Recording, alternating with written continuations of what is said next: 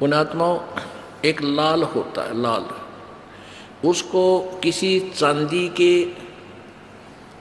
डिब्बे में रख दें तो भी कीमत उतनी है, और उसने बोरी में लपेट के एक कपड़े में मैले से मर छुपा जा कि छुपा के तो भी कीमत उतनी ही है। तो जिसके पास भक्ति है वो कपड़े और किसी वर्ण में, किसी प्रकार के, चाहे वो उच्च जाति में है जैसे हमने ये सीमाएं बना रखी हैं, और चाहे वो नीच जाति में, लाल तो लाल ही है। अपने आत्मा हमने परमात्मा के इस विधान को समझना है। परमेश्वर कबीर जी को ये अशिक्षित अनाड़ी कहा करते थे, गंवार कहा करते थे। परमात्मा क्या कहते थे? निरंजन धन तेरा दरबार, निरंजन धन तेरा दरबार, जहाँ पर तनिक न न्याय विचार। भाई वैसा उड़े मुल मुल खासा, गल मोतियों के आरे, वैसा उड़े मुल मुल खासा, गल मोतियों के आर। पति भरता को मिले न खादी, वो सूखा निरस आहार, निरंजन धन तेरा दरबार, निरंजन धन तेरा दरबार, जहाँ पर तनिक न न्याय विचार। भाई पाखंडी की पूजा जग में, संत को कहें लबाड़े। परमात्मा कहें मुझे तो ये लबाड़ कहें, मुँह मावा बोल रहा है। अरे इन पाखंडिया ने तुम संत मान रहे हो, ऋषि में ऋषि मानते हो। भाई पाखंडी की पूजा जग में, संत को कहें लबाड़े। इन अज्ञानी को परम विवेकी, ज्ञानी को मूड गवार, निरंजन धन तेरा दरबार, निरंजन धन तेरा दरबार, जहाँ पर तनिक न न्याय विचार। कह कबीर सुनो भाई साधो, यहाँ सब उल्टा व्यवहार। कहे कबीर सुनो भाई साधो, यहाँ सब उल्टा व्यवहार। ये सच्चों को तो झूठा बतावे, इन्हें झूठों का एतबार, निरंजन धन तेरा दरबार, निरंजन धन तेरा दरबार, जहाँ पर तनिक न न्याय विचार। कह कबीर सुनो भाई साधो, यहाँ सब उल्टा व्यवहार। कहे कबीर सुनो भाई साधो, सब उल्टा व्यवहार। ये सच्चों को तो झूठा बतावे, इन झूठों का एतबार, निरंजन धन तेरा दरबार, निरंजन धन तेरा दरबार, जहाँ पर तनिक न न्याय विचार। अब परमात्मा कहते इन झूठा न तो विद्वान बतावे, मैं ऋषि कहूँ जिन कह का बिना मेरा ना वेदों का ज्ञान। और परमात्मा स्वयं आए थे वो तत्वदर्शी संत बनकर, उनको ये अविद्वान अशिक्षित इस दयानंदमय ऋषि ने परमेश्वर के बारे में यही व्याख्या की हुई है 11वें समलास में कि कबीर तो अशिक्षित था, ये ऐसे ही कहीं पड़ा मिला था। फूलों के टोकने में एक दुल्हा दंपत्ति उठा लाए, कई ब्राह्मणों के पास पढ़ने को गया। उन्होंने उसको शूद्र जानकर पढ़ाने से, संस्कृत सिखाने से मना कर दिया। फिर ऊट पटांग बना के गाता था है, लोगों को, कुछ मूर्ख लोग उसके जाल में फंस गए। बता भाई, लाल से परिचित होता ये व्यक्ति तो ये भाषा नहीं बोलता भगवान के विषय में, जबकि वेद गवाही देते हैं कि वो परमात्मा एक शिशु रूप धारण करके प्रकट होता है और उसकी परवरिश कुंवारी गायों से होती है। जब वो परमात्मा प्रकट होता है शिशु रूप में, ऋग्वेद मंडल नंबर 9 सूक्त नंबर 1 मंत्र नंबर 9 में फिर ऋग्वेद मंडल नंबर 9 के सूक्त नंबर 96 में और मंत्र नंबर 16 से 20 तक क्लियर कंसेप्ट किया है कि वो वेद ज्ञान दाता ब्रह्म बोल रहा है कि हे भगवान, आप हमें अपने वास्तविक नाम से परिचित कराइए, आपका असली नाम क्या है। तो 17वें मंत्र में कहा है वो परमात्मा कबीर नाम से प्रकट होता है। वो परमात्मा कबीर है और वो अपनी कबीर वाणी को ऊंचे, जब वो बड़ा हो जाता है, ऊंचे स्वर में आवाज लगा लगा कर बोल बोल कर कविताओं के माध्यम से, लोकोक्तियों के माध्यम से, शब्दों के माध्यम से सुनाता है। और जिस कारण से वो एक कवियों में भी एक प्रसिद्ध कवि भी होता है, प्रसिद्ध कवि की भी उपाधि प्राप्त करता है, लेकिन वो परमात्मा ही होता है। अब इन कवि जैसे ये कवि और भी थे, जैसे आप बच्चे हम पढ़ते थे स्कूलों में, विद्यालय में, तो उसमें हमें कवियों के कुछ दोहे आते थे, जिसमें तुलसीदास जी के, कबीर परमेश्वर जी के, रहमन जी के, और भी एक दो और थे। तो उन दोहों में हम, जैसे तुलसीदास जी के दोहे थे, उस तुलसीदास जी ने जो बोला है रामायण की लोकोक्तियां बोली हैं, वो तो उन्होंने बाद में बोली है जबकि रामायण घटना घट चुकी थी। वो भी कवि था।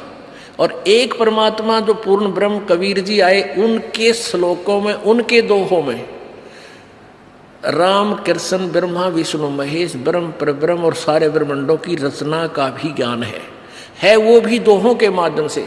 और जनसाधारण को अपना जैसे व्यवहारिक तरीके को भी समझाते हुए और अध्यात्म ज्ञान से भी उन लोकोक्तियों के माध्यम से अपना ज्ञान प्रचार किया। तो अब उनकी हैं तो वो भी कवि और ये भी कवि।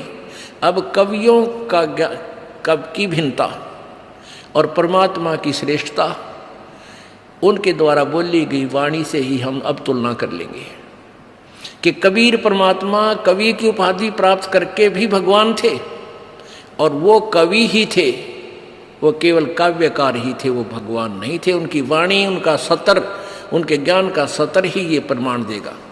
वेद कहते हैं वो परमात्मा अपने महिमा की वाणी, अपना ज्ञान अपने द्वारा रची हुई सृष्टि को और स्वयं ही ऊंचे स्वर में बोलकर उच्चारण करता है लोकोक्तियों के माध्यम से, दोहों के माध्यम से। और वही परमेश्वर ने 600 वर्ष पहले किया, जिसके विषय में महर्षि दयानंद जी आलोचना कर रहे हैं कि वो संस्कृत भाषा नहीं जानता था इसलिए विद्वान नहीं हो सकता। और दयानंद तो संस्कृत भाषा जानता था, इस जैसा विद्वान नहीं हो सकता, अविद्वान। ये इनके द्वारा, इनका अनुभव द्वारा रची पुस्तक सत्यार्थ प्रकाश इसका प्रमाण है। अब देखना, परमेश्वर के बारे में जो स्टेटमेंट महर्षि दयानंद जी दे रहे हैं, ये बिल्कुल अज्ञानी की थी, अज्ञानी की है। यदि वो परमात्मा से और वेदों से परिचित होता, इस शब्द नहीं बोलता कि वो ऊंचे स्वर में आपको आवाज़ लगा लगा तंबूरे लेकर गाता था और उसने कुछ शब्द बना लिए, उसके अनुयायियों ने नोट कर लिए, अनुयायी भी गान लाएंगे। तो ये शब्द नहीं बोलता, क्योंकि वेद प्रमाणित कर रहे हैं कि वो परमात्मा आता है, प्रसिद्ध कवि की भी उपमा प्राप्त करता है, उपाधि प्राप्त करता है। पहले आपको ऋग्वेद दिखा, ये देखिएगा ऋग्वेद मंडल नंबर 9 सूक्त 9 और 10। या आपको ये कहाँ से प्रकाशित है? प्रकाशक हैं सार्वदेशिक आर्य प्रतिनिधि सभा, महर्षि दयानंद भवन, रामलीला मैदान, नई दिल्ली। भाष्य आर्य भाषा भाष्य महर्षि दयानंद सरस्वती कृत। कहाँ से छपा है ये? मुद्रक है Prince of set printers, 1510 Pataudi house, Daryaganj, नई दिल्ली। ये देखिएगा, ये देखिएगा ऋग्वेद मंडल नंबर 9 सूक्त नंबर 1। यहाँ मंडल नंबर 9 का सूक्त 1 मंत्र नंबर 9। उस सोम स्वभाव वाले श्रद्धालु को संस्कृत देखो साथ में, शिशुम, ये सोमम, कुमार अवस्था में ही सब प्रकार से अधन्या, अहिंसनीय, धेनवे माने गव्यों, गौवें तृप्त करती हैं। अब इसमें इन, क्योंकि पता नहीं था इनको, ज्ञान आध्यात्मिक ज्ञान नहीं था, इसका ये अर्थ बना कि उस सोमम यानी अमर पुरुष, अमर पुरुष माने अमर परमात्मा, जब वो शिशु रूप धारण करके आता है यानी बालक अवस्था में, अभी अधन्या माने पूर्ण रूप से कंवारी, अभी यानी सब प्रकार से, अधन्या माने बिना धनाई। हमारी लोकल लैंग्वेज में, हरियाणा भाषा में गाय को कहते थे कि गाय अधन्या है, बिना धनाई है। और धनाई माने जो गर्भ धारण नहीं कर रखा, और जो गर्भ धारण कर लेती तो कहते थे ये 3 महीने की हो चुकी है, ये 3 महीने पहले धनाई थी, यानी ये गर्भवती हुई थी। तो अधन्या, अभी अधन्या माने पूर्ण रूप से कंवारी, जो कभी धनाई ना हो पशु सांडने, यानी कंवारी। सिंपल लैंग्वेज में समझा रखे, देखो अभी अधन्या।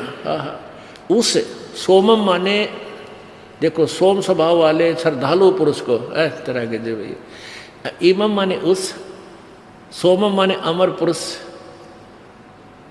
को, शिशुम जो शिशु रूप में, शिशु माने बालक, मनुष्य का बालक रूप अवस्था में, सब प्रकार, अभी अधन्या पूर्ण रूप से बिना धनाई, धनाई धन्या माने धनाई हुई, अधन्या बिना धनाई, और धेनव माने गौएं तृप्त करती है। हे भगवान, वेद तो कति क्लियर कर रहे हैं। एक कहावत थी पहले कि भाई वेद तो सच्चे हैं, वेद में तो बिल्कुल सही ज्ञान है, पर इनका शोधनिया को ना, शोधनिया मीन इनका अनुवादक ठीक नहीं है। अभी तक ये भ्रमणा थी कि अरबा सच्ची थी। अब जैसे मक्खन है, अब मक्खन में घी है, और जैसे इसने को ठीक से गर्म करना नहीं जानता तो सिड़ जाएगा, खराब हो जाएगा, तो कंडेम हो जाना। तो ये वेद अब अंतिम सांस गिने थे। यदि आज इनमें से ये शुद्ध घी नहीं कर दिया जाता तो वेदों का अस्तित्व सदा के लिए समाप्त हो जाना था। क्योंकि जो वेदों के ज्ञाता समझते थे उनकी थ्योरी और सिद्धांत वेद ज्ञान से विपरीत था। तो उस ज्ञान के आधार पर हमने वेदों को छोड़कर उन अज्ञानी महर्षियों के ही द्वारा अनुभव की लिखी पुस्तकों को फाइनल मानकर उस पर आश्रित हो गए थे। वेदों में झांकना भी बंद कर दिया था। और ये मानो समाज का विनाश का कारण बन जाना था। दया करी उस परमेश्वर ने इस दास को ये बुद्धि दी, अपनी अकल, अपनी शक्ति से अकल दी। ना इस संस्कृत और इस लैंग्वेज के जानने वाला सदग्रंथों को नहीं सुलझा सकता।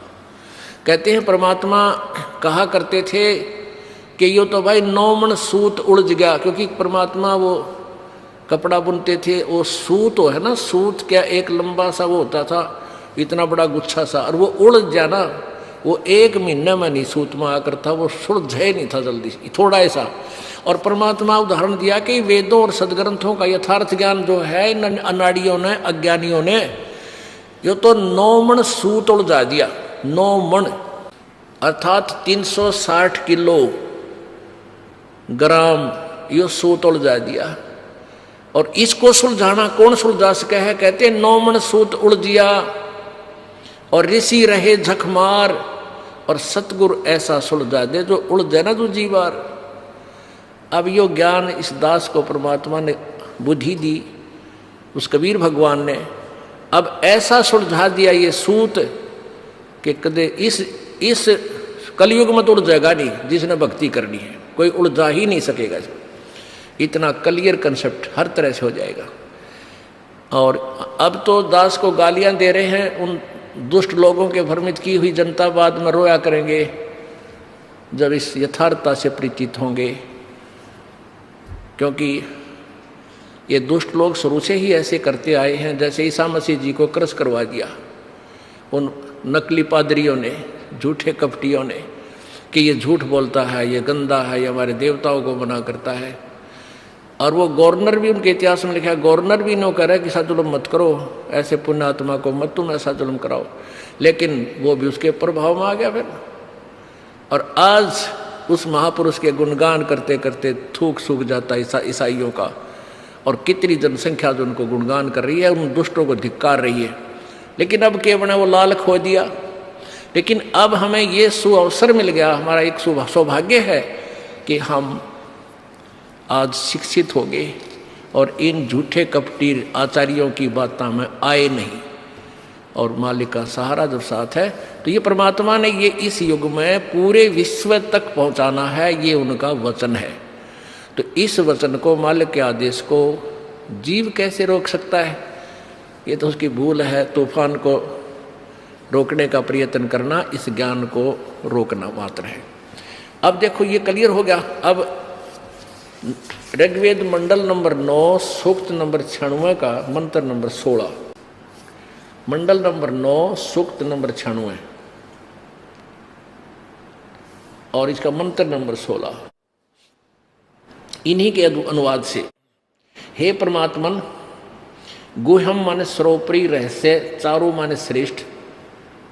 इन्होंने नाम का अर्थ नाम नहीं किया। इन्होंने नाम का यहां लिखना था, हे परमात्मन, सर्वोपरि रहस्य श्रेष्ठ नाम जो आपका नाम है। तुम्हारी संज्ञा नहीं लिखना था, नाम ही लिखना था, जो आपका वास्तविक नाम है, आप उसका ज्ञान कराएं। बस इतना ही काफी है। आप उपासक लोगों से सत्वमान हैं। अब सब आयुध है अपने शक्ति रूपी यानी तत्व ज्ञान रूपी हथियार के साथ युक्त हैं, शस्त्र से युक्त हैं। अब जैसे गीता जी अध्याय नंबर 15 के श्लोक नंबर 1 से 4 में ये वर्णन बताया है कि उल्टा लटका संसार रूपी वृक्ष है, और जो इसको सभी पार्ट्स को पत्तों सहित जो भिन्न भिन्न बताएगा, स वेदवित, वह तत्वदर्शी संत होगा। और उसमें क्या बताया है कि फिर जब तत्व ज्ञान तेरी समझ में आ जावे, 15वें अध्याय के 3 श्लोक में, जब तुझे ये तत्व ज्ञान परिचित हो जावे, तत्व ज्ञान तत्वदर्शी संत से, उसके बाद इस उलझे हुए अज्ञान रूपी अंधकार, अज्ञान रूपी वृक्ष को और तत्व ज्ञान रूपी शस्त्र द्वारा काट के, तत्व ज्ञान रूपी शस्त्र यानी परमात्मा अपने सब आयुध है। सब आयुध माने अपने तत्व ज्ञान रूपी शस्त्र से सुसज्जित है, और उस तत्व ज्ञान रूपी शस्त्र से इस काट कर, उसके पश्चात यानी तत्व ज्ञान से इस ज्ञान को हटाकर, उसके पश्चात उस परमेश्वर के उस परम पद की खोज करनी चाहिए, जहाँ जाने के बाद ये प्राणी फिर लौट कर संसार में नहीं आते।